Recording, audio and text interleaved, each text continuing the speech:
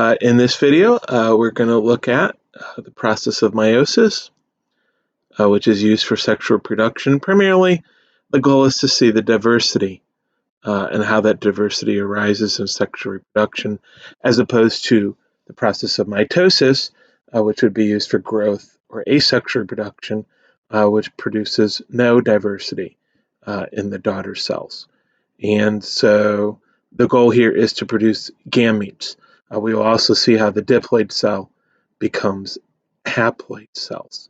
And so to do that, as you can see here, I have a 4-chromosome cell. I have 2 longer chromosomes. This is chromosome 1. And so here's one chromosome 1. Here's the other chromosome 1. Then we have a shorter chromosome 2. So here are the 2 shorter chromosomes. So in total, this cell has 4 chromosomes. They have not replicated yet. We're still basically in the G1 phase of interphase. We have not done replication yet. And so this cell is diploid because it has 2 copies of each chromosome. Now, note that when looking at these 2 chromosome 1s right here, that they have the same genes at the same location or same locus. There's an A, a B, a C, and a D, and they are located at the same spot on each of the 2 chromosomes. Now, they're still like at where those arrows were, D chromosomes, but notice they have different alleles. The red chromosomes, as you can see, are all carrying dominant alleles. So imagine that the reds came from one of this person's parents, and the blues came from the other parent, and they have all recessive alleles. So what we're going to do now is head into the S phase, and they will replicate. Now, remember that in replication, we're forming the second chromatid, and this is replication. So the alleles will be identical. And so we're just forming the sister chromatids, and we'll do that to each of the 4 chromosomes. Okay, so this is not producing any of the variety that we see in sexual reproduction yet. This is very similar to what we had in mitosis. Okay, so now we're copied, S phase is over, and we're ready to move to meiosis. And so meiosis is actually going to occur in 2 rounds. They are called meiosis. Oops, misspelled that. Meiosis 1 and meiosis 2. In meiosis 1 is where you're going to see all the diversity arise. Meiosis 2 is going to be very similar to mitosis. And you'll not need to memorize what is happening in each sub-stage of meiosis 1. There is a prophase 1, a prophase 2, prophase 1, metaphase 1, anaphase 1, telophase 1, and then there's a prophase 2, metaphase 2, etc. You don't need to know all those, but you do need to be able to explain, describe what is happening overall during each of these 2 major steps. So they're basically both using the PMAT. There's PMAT 1s and PMAT 2s. Okay? So what happens in prophase? Just like in mitosis, the chromatin condenses to form chromosomes. The nucleus disappears, but something else different happens. What happens differently is there is actually a fusing of the homologous pairs. So what happens, get this here, is this, they come over and they fuse, and let's see if we can get this over. And so let's say that we have a crossing over event. What do I mean by a crossing over event?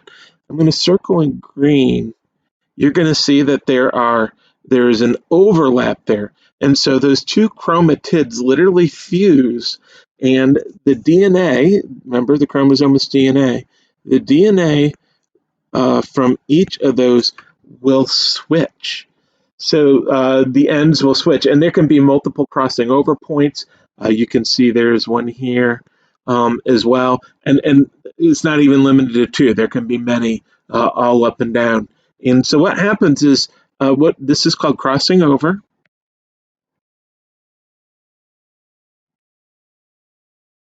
Crossing over. And what it's going to do is it's going to switch alleles. So notice I'm showing this on the red chromosome, the one on the left is not crossing over.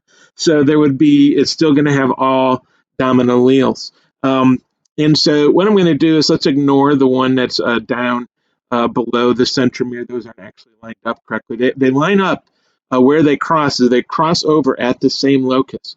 And so we're just going to focus on this one right here. I'll color it in, and that will actually produce new chromosomes, okay, with new allele combinations that did not exist before. What'll that look like? You're going to have, let's see here. Let's kind of demonstrate that by separating them over here. You're still going to have that red arm with the red chromatid with its all dominant alleles. But notice you're going to have that crossing over between the A and the B. So this arm is only going to have the three dominant alleles, and it will have the recessive allele from the blue chromosome.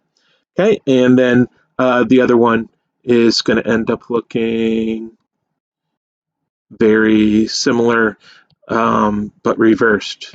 So this one stays lowercase. This one is still going to have the B, C, and D lowercase, but it's going to have the dominant A.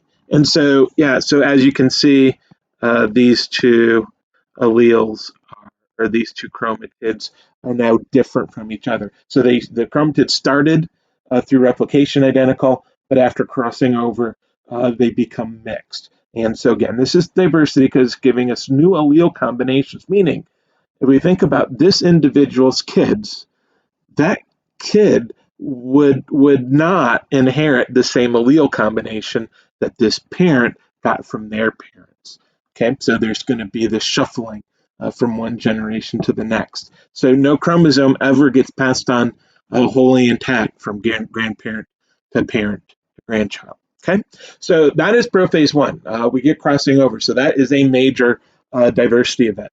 And so then what happens next is we go into metaphase one. And in metaphase one, we get the beginning of the second major form of diversity. That is called independent assortment. So I'm going to scroll down. We got set up what do I mean by independent assortment. In meiosis one, the chromosomes stay attached in those what are called tetrads, where the two chromosomes are stuck together, called tetrads because they have the four chromatids. Okay, and so I separate them just to see it better, but these two uh, chromosomes here are actually attached. They're still attached to crossing over points. These are attached as well. Okay, but notice that I have two different scenarios. See, because when they line up, there's no rule that says the red chromosomes have to be on the left, or the chromosomes from one parent on the left, and the chromosomes from the other parent on the right. They can be different. So what you can see right here is on this one, I do have the two primarily blue ones here on the right, and the two primarily blue ones, red ones on the left. But notice what I did here. I switched these two in scenario two. So now the primarily red one is on the same side, lining up in metaphase as the blue one. So this just creates different combinations of chromosomes.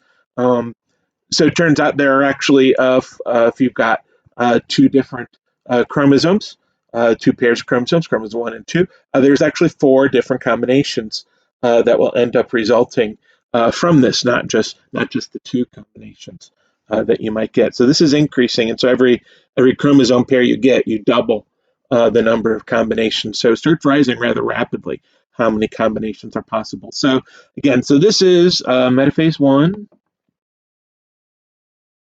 And this process is called independent assortment.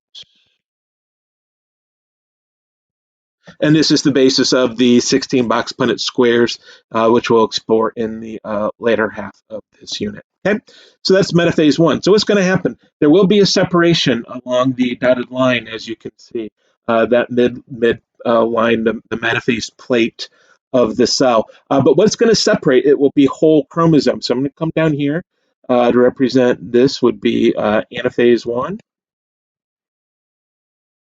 So now here we see anaphase one, and as you can see, we would have spindle fibers pulling these, being pulled along the spindle fibers to the other sides, the opposite side of the cell. But notice we're keeping the chromatids intact in mitosis and anaphase. Just in mitosis, the anaphase would not have a Roman numeral after it. That's how you can tell that the anaphase is mitosis, it's just anaphase. So in anaphase, remember, the centromeres separate. But here in anaphase one, the centromeres stay together, and we are dividing the homologous pairs. And so then we go into telophase one, and in telophase one, we form the new nucleus. Around each of them, they will have stopped moving. And so what do we have now here after telophase one? We have haploid cells. We have cut the number of chromosomes in half. Sometimes meiosis one is referred to as the reduction division, because this is where the chromosomes get cut in half. Okay, and so there's still chromosome one of the chromatids has the different allele combination, but it's still an intact whole chromosome one with an A, B, C, and D gene on each of the chromatids, and a whole chromosome two.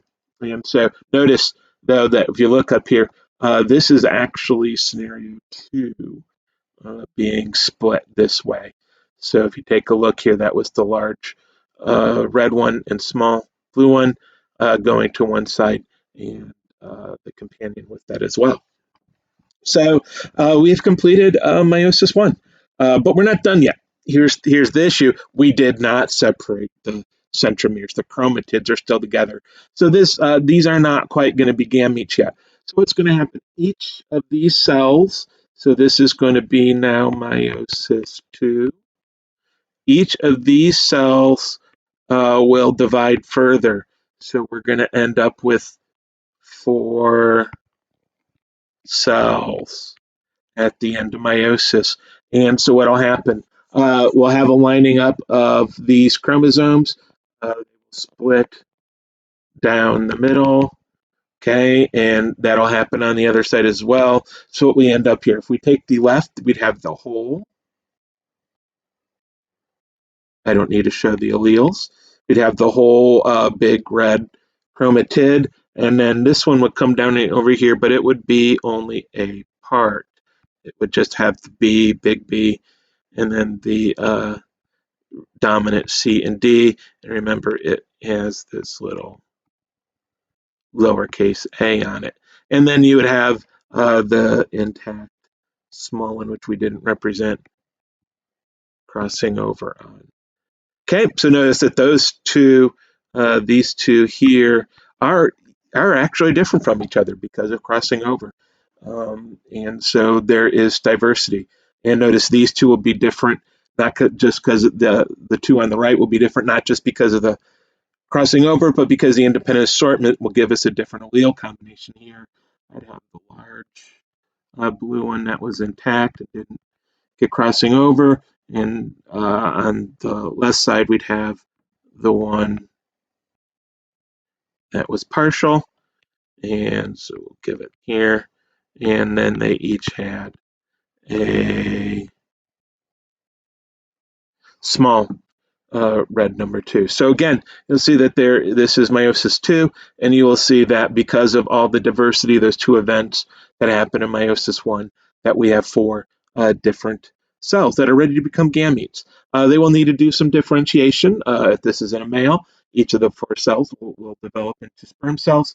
In a female, one of the cells becomes an egg cell. The other 3 actually give up most of their cytoplasm to that one cell when they do uneven cytokinesis during meiosis 2. So you get one really large egg cell and the other 3 cells will just die.